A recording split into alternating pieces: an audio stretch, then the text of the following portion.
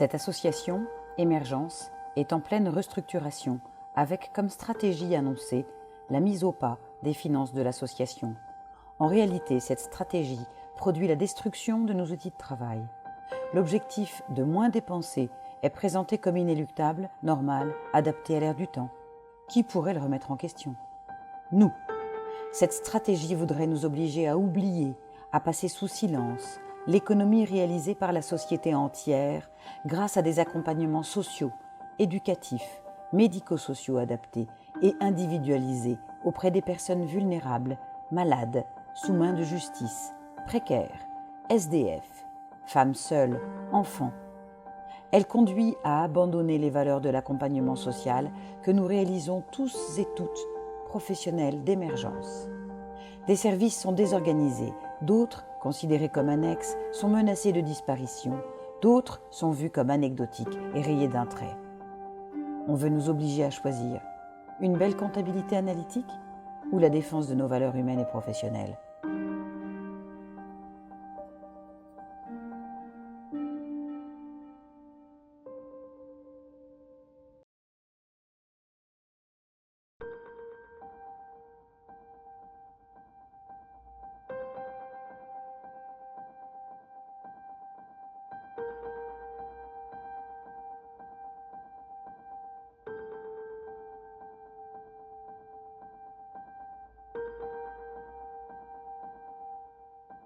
On n'a pas le chiffre exact du déficit à l'heure actuelle. Alors, il y a 3 mois, on nous parle d'un déficit de 700 000 euros. Il y a un mois, on nous présente un déficit d'1 million d'euros, en sachant que ça représente à peine 10% du budget total de notre association. Il y a peut-être moyen de faire autrement que de supprimer des postes.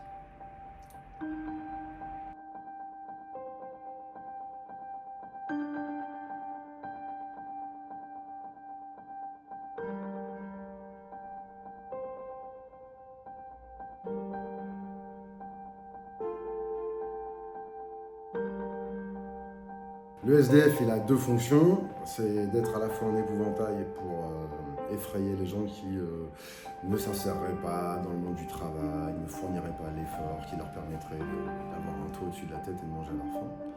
Et la deuxième fonction, c'est d'être le bouc émissaire de la société, c'est-à-dire celui sur qui on s'acharne en disant que ça coûte cher, que les dépenses, elles sont pour ces personnes qui finalement ne font pas d'efforts.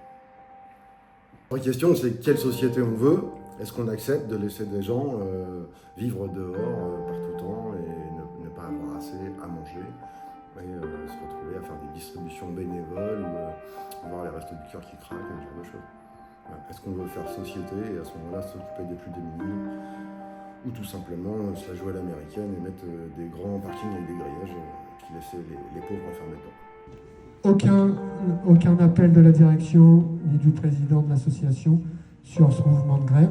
C'est quand même la première fois que ça arrive. C'est le silence radio sur... voilà. Aujourd'hui, sur ce jour de grève, en particulier sur la fin des AVA, qui est l'atelier d'adaptation à la vie active.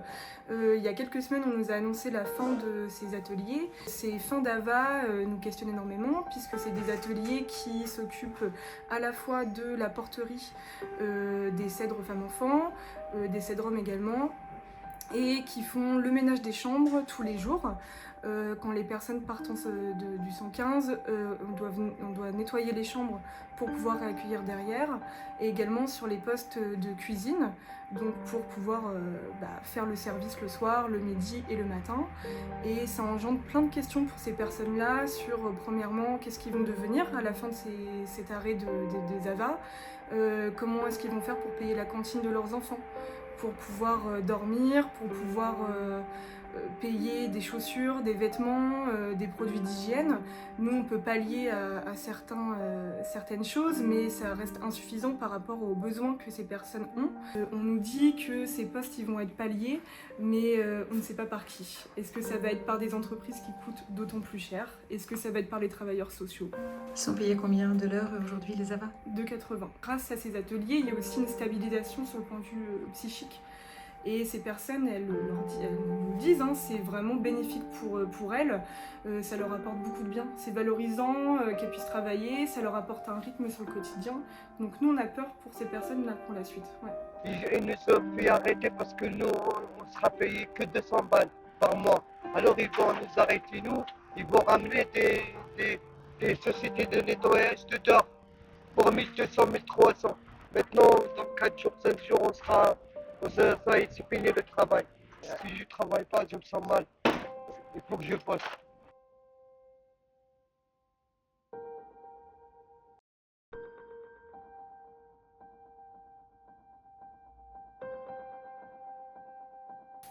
On nous parle d'économie, il faut qu'on fasse des économies dans le service, il faut qu'on se fasse des économies dans l'association. Et moi, la question que je me pose et qu'on se pose toutes dans le service, c'est quelle économie en fait, à quel niveau il faut faire des économies.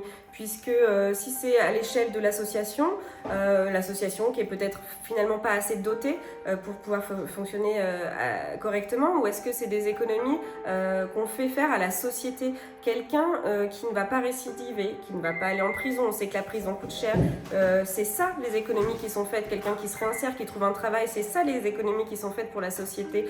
C'est pas des économies de bout de chandelle dans un service, mais ça peut être aussi de l'accompagnement à l'extérieur, ce qui apparemment est remis en cause, puisque on est questionné sur pourquoi accompagner quelqu'un à un rendez-vous à la CAF. Alors pour extrême exemple, on peut expliquer que quelqu'un qui sort de 20 ans de prison a besoin d'accompagnement physique dans les structures, les institutions, pour remettre un pied dans la société civile et parvenir à se réinsérer au mieux pour éviter par exemple la récidive. C'était la question première pour la justice en tout cas. Donc nous au service socio-judiciaire d'émergence, on connaît des hauts et des bas depuis un certain nombre d'années, puisque c'est un paiement à l'acte, c'est un paiement, on est payé en fonction du nombre de mesures qu'on a, et donc on a eu des fois des baisses d'activité, il y avait un retour à l'équilibre, même on était devenu excédentaire, on nous disait que le service était excédentaire il y a encore une semaine, et aujourd'hui on nous annonce un déficit de 195 000 €. Comment bien accompagner quand on arrive avec 80 mesures, 80 personnes à accompagner, je ne vois pas trop, puisque on va tomber ensuite dans du contrôle en fait, du contrôle des obligations et des interdictions de ces personnes-là, et plus de l'accompagnement social. Et dans ce cas-là, c'est plus le même métier. Dans ce cas-là, pourquoi être travailleur social quand c'est que du contrôle? Et on nous parle d'écrire nos rapports avec l'intelligence artificielle pour gagner du temps. On nous dit que le service, ce n'est pas exclu que ce service ferme. Et donc, par qui, comment vont se faire accompagner ces personnes-là par la suite?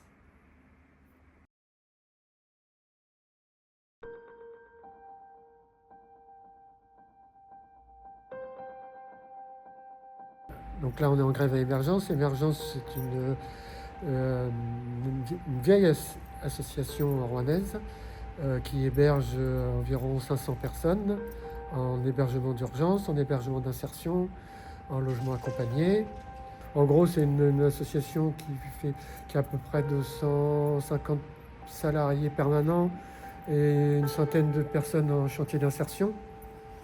Sur les chantiers d'insertion, sur la cuisine, cuisine, ménage, bâtiment. Alors ce qui se passe, Émergence est un peu dans une crise financière qui date un peu, mais qui s'est agrandie, qui s'est approfondie l'an dernier avec le refus du commissaire aux comptes de valider les comptes de l'association. Et il a fini par les valider l'an dernier, en mettant une alerte quand même économique, parce que le déficit qui était annoncé l'an dernier, en 2023, qui était à l'époque de 700 000, était trop important, et puis que la comptabilité d'Émergence était un peu défaillante, correspondait pas aux normes actuelles. Donc le déficit annoncé est passé de 700 000 à 400 000. En plus, l'an dernier, il y a 3 directeurs qui ont démissionné. Est-ce qu'ils sont partis parce que c'était la merde, ou est-ce que c'est la merde parce qu'ils sont partis? Ça, on ne sait pas. Si les choses s'empirent, c'est de voir encore un peu plus de gens à la rue, et puis une perte de l'action sociale rouennaise.